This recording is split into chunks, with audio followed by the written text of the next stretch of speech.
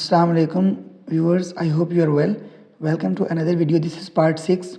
Let's begin with the questions. Question number 51 is which peak is not in Karakoram range? Karakoram mountain range में कौन सी peak नहीं है? तो तिरचमीर वो option था जो कि हिंदू कुश माउंटेन रेंज में, और हिंदू कुश माउंटेन रेंज जो है वो पाकिस्तान के खैबर पख्तूनख्वा प्रोविंस में लोकेटेड है। बाकी तीनों options Rakaposhi, Masherbrum and Haramosh are located in Karakoram range. ये तीनों जो बाकी ऑप्शंस दिए हुए थे, ये तीनों आपकी जो पीक्स हैं ये कराक्रम रेंज में ही हैं। Next question, which continent is double in size than Australia? Australia से दुगने रकबे वाला कॉन्टिनेंट कौन सा है? तो Antarctica is double the size of Australia. Australia का रकबा दोगुना करें तो अंटार्कटिका का रकबा बनता है the largest to the smallest. देख लेते हैं हम। सबसे बड़ा कॉन्टिनेंट तो हमारा ही है भाई, एशिया। एशिया सबसे बड़ा कॉन्टिनेंट है दोनों हवालों से, यानी रकबे के लिहाज से भी सबसे बड़ा है कॉन्टिनेंट हमारा एशिया, और आबादी के लिहाज से भी हमारा कॉन्टिनेंट सबसे बड़ा है। ठीक है, दूसरे नंबर पे कौन सा है? हमारा पड़ोसी है भाई। दूसरे नंबर पे सेकंड पोजीशन रकबे के लिहाज से हमारे पड़ोसी की है। कौन से पड़ोसी की? यूरोप की नहीं है, अफ्रीका की है। रेड सी क्रॉस करते ही जो कॉन्टिनेंट है हमारे पड़ोस में वो अफ्रीका है। अफ्रीका रकबे के लिहाज से दूसरा बड़ा कॉन्टिनेंट है। तीसरा चौथा बड़े सिंपल हैं, वो नॉर्थ अमेरिका और साउथ अमेरिका हैं। जाहिर है नॉर्थ अमेरिका मैप्स में ऊपर की जानिब है, तो वो रकबे में भी थोड़ा ऊपर है, यानी वो रकबे के लिहाज से साउथ अफ्रीका से बड़ा है। तीसरे नंबर पर हमारे पास नॉर्थ अमेरिका है, और चौथे नंबर पर हमारे पास साउथ अमेरिका है। दोनों हो गए अमेरिकाज भी, अमेरिका दोनों हो गए, नॉर्थ अमेरिका भी साउथ अमेरिका भी। सबसे बड़ा एशिया, देन हमारा पड़ोसी अफ्रीका, उसके बाद North America, then South America. 4 clear हो गए। उसके बाद बाकी हमने देखने हैं, जो हमारे पास 3 रह गए हैं। फिर हमने मैप्स में सबसे नीचे चले जाना है। कौन है? अंटार्कटिका है। अब अंटार्कटिका के साइज़ का आधा ऑस्ट्रेलिया है, तो इसका मतलब है कि छठे नंबर पर फिर यूरोप है हमारे पड़ोस में। सेकंड लास्ट पोजीशन यूरोप की है, यानी हमारे जो अफ्रीका है उसकी रकबे के लिहाज से दूसरी पोजीशन है, और जो हमारा पड़ोसी यूरोप है उसकी सेकंड लास्ट पोजीशन है, यानी वो छठे नंबर पे है। और 7वें नंबर पर ऑस्ट्रेलिया है। ऑस्ट्रेलिया सबसे छोटा कॉन्टिनेंट है। सबसे बड़ा, उसको रिवाइज कर लेते हैं। सबसे बड़ा हमारा कॉन्टिनेंट एशिया, फिर हमारा सेकंड पे हमारा पड़ोसी अफ्रीका, थर्ड पे नॉर्थ अमेरिका, फोर्थ पे साउथ अमेरिका। नीचे की जानिब चलते जाएं, सबसे नीचे चले जाएं, फिर 5वें नंबर पे अंटार्कटिका है। छठे नंबर पे हमारा पड़ोसी यूरोप है, जो कि सेकंड लास्ट है रकबे के लिहाज से, और सबसे छोटा रकबे के लिहाज से ऑस्ट्रेलिया है, जिसका दोगुना अंटार्कटिका का रकबा है। यही हमारे सवाल में पूछा हुआ था। Next question, which continent has no desert? कौन से वाले बर्रे आज़म पर कोई सहरा नहीं है? तो इसका करेक्ट ऑप्शन है यूरोप। यूरोप ऐसा कॉन्टिनेंट है जिसमें कोई डेजर्ट नहीं है। Question number 54, CNG stands for? CNG किसका एक्रोनिम है? व्यूअर्स मैं आपको एक्रोनिम और एब्रीविएशन के बारे में डिफरेंस बता दूं। एक्रोनिम हर एक ऐसा वर्ड होता है जो एक पूरे लंबी स्टेटमेंट या ग्रुप ऑफ वर्ड्स के फर्स्ट लेटर्स को लेके बनाया गया होता है। जैसे अभी ये CNG है, ये एब्रीविएशन नहीं है, ये हमारे पास एक्रोनिम है। जैसे हमारे पास एशियान है, जैसे हमारे पास सार्क है। ठीक है, तो ये सारे एक्रोनिम्स हैं। एक्रोनिम डिफरेंट वर्ड्स के इनिशियल लेटर्स को लेके एक वर्ड बनाया होता है, उसको हम कहते हैं एक्रोनिम। और जो हमारा एब्रीविएशन होता है ना, वो एब्रीविएशन होता है हम जब जैसे फॉर एग्जांपल प्रोफेसर का PROF डॉट लिख देते हैं, तो वो एब्रीविएशन होता है। हम उसको शॉर्ट करके किसी वर्ड को लिख देते हैं। डॉक्टर के लिए DR डॉट लिख देते हैं, या आप और डिफरेंट एग्जांपल्स में देख लें तो MPhil के लिए M.PHIL, मास्टर ऑफ फिलॉसफी को हम शॉर्ट करके लिख देते हैं। तो इस तरह के वर्ड्स को एब्रीविएशन कहते हैं। और ये जो CNG स्टैंड्स फॉर, जो CNG है इसमें, ये हमारा एक्रोनिम है। CNG stands for compressed natural gas, और इसके साथ LNG भी देख लेते हैं, that is liquefied natural gas. Next question, number of Urdu alphabets is? Urdu के जो अल्फ़ाबेट्स हैं उनका नंबर क्या है? The Urdu alphabet consist of 37 letters.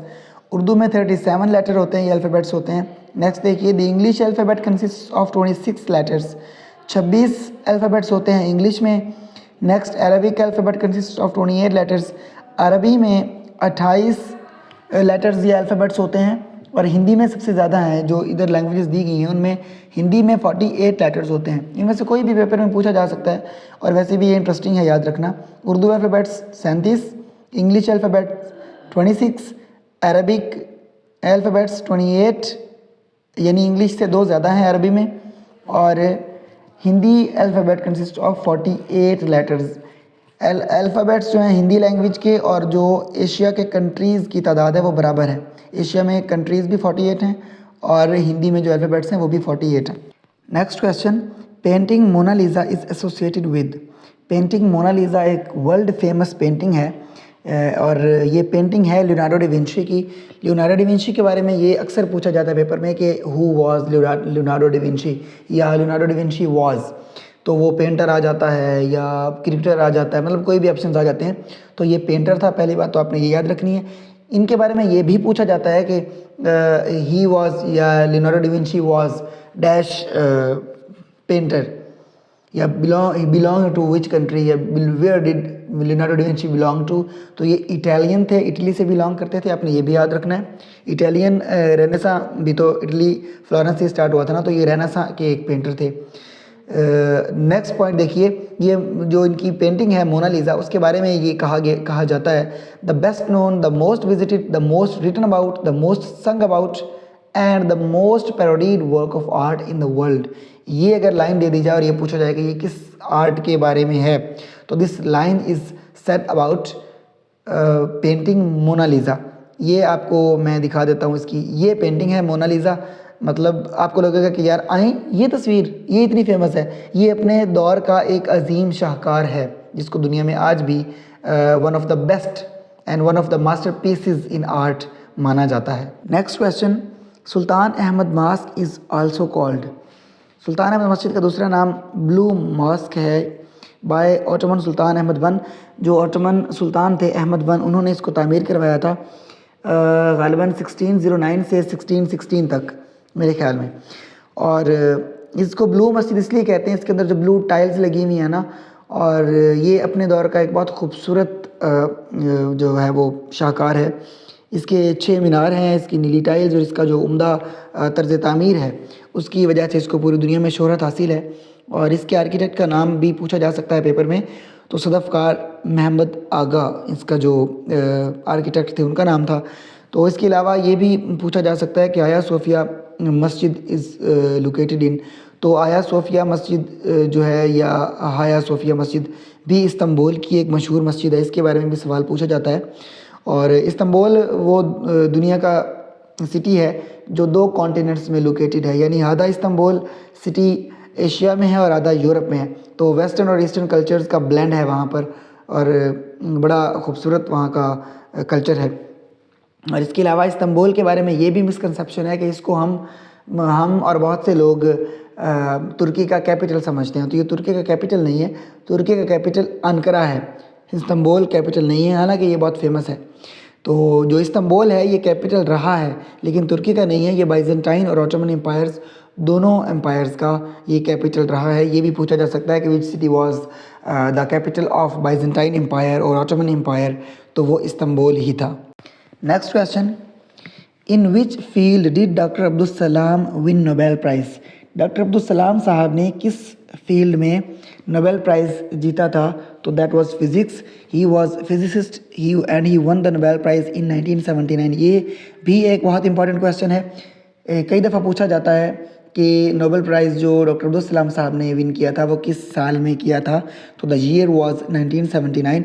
Pakistan ने अभी तक सिर्फ 2 नोबेल प्राइज़ विन किए हैं।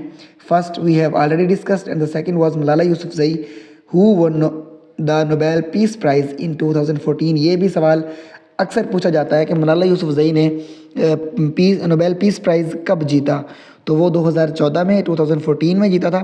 2 Pakistanis have won the Nobel prize. First was Pakistani physicist Abdul Salam who won the Nobel prize in physics in 1979। Second was Malala Yousafzai who won the Nobel peace prize in 2014। Nobel prize जो इनको मिला था डॉक्टर अब्दुल सलाम साहब को, वो मिला था उनके कंट्रीब्यूशन पर to the electroweak unification theory. अगर ये भी सवाल पूछा जाए कि उनके कौन से कंट्रीब्यूशन पर या क्या काम करने पर डॉक्टर अब्दुल सलाम साहब को 1979 में नोबेल प्राइज़ मिला था, तो उनके कंट्रीब्यूशन था इलेक्ट्रोवीक यूनिफिकेशन थ्योरी पर। ये थ्योरी थी जो उन्होंने 2 और साइंटिस्ट के साथ मिलकर दी थी, तो इस पर उन्हें नोबेल प्राइज़ मिला था। And he was also the first Muslim scientist to win Nobel prize in science. Science में वो पहले मुसलमान साइंसदान थे जिन्होंने नोबेल प्राइज़ जीता था। Next question, precious gemstone emerald is found in. ये आप पीछे जो तस्वीर देख रहे हैं, ये उस पत्थर की है जो जिसका बारे में ये सवाल पूछा हुआ था। प्रेशियस जेमस्टोन एमराल्ड, एमराल्ड को न जाने उर्दू में क्या कहते हैं, इस पर आप खुद देख लीजिएगा। बहरहाल ये उसकी तस्वीर है और ये पाकिस्तान में सवात में पाया जाता है। क्या खूबसूरत तख्लीक है मालिक की। जी, next question number 60, which gas is responsible for global warming.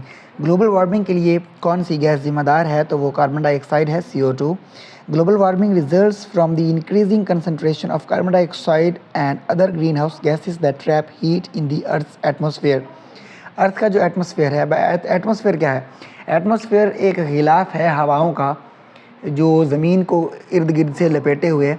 जैसे गुब्बारे के बिल्कुल एक सेंटर में आप ऑब्जेक्ट रख दें और आसपास गुब्बारे के अंदर मौजूद हवा हो, तो वो जो उस गुब्बारे के आसपास एक गुब्बारे के अंदर उस ऑब्जेक्ट के आसपास एक हवा का एक गिलाफ होगा या एक जो लेयर होगी, कवरिंग होगी, उसको हम एटमॉस्फेयर कह सकते हैं। ज़मीन को अगर हम सेंटर में रखें, जैसे हम वो ऑब्जेक्ट रख रहे हैं गुब्बारे के अंदर, और उसके आसपास एक गुब्बारा नुमा हवाओं का एक कवरिंग है, एक लेयर है, एक सर्कुलर शेप में चारों तरफ से, बल्कि हर तरफ से ज़मीन को घेरा हुआ है हवाओं के एक गिलाफ ने, तो उसको एटमॉस्फेयर कहते हैं। अब एटमॉस्फेयर के अंदर कार्बन डाइऑक्साइड और बाकी जो ऐसी गैसेस हैं जो हीट इंक्रीज़ करती हैं, जो वार्मिंग का सबब बनती हैं, उनका इंक्रीज़ होना और हीट का ट्रैप होना और ओवरऑल टेम्परेचर का बढ़ जाना ज़मीन के एटमॉस्फेयर में, उसको ग्लोबल वार्मिंग कहते हैं।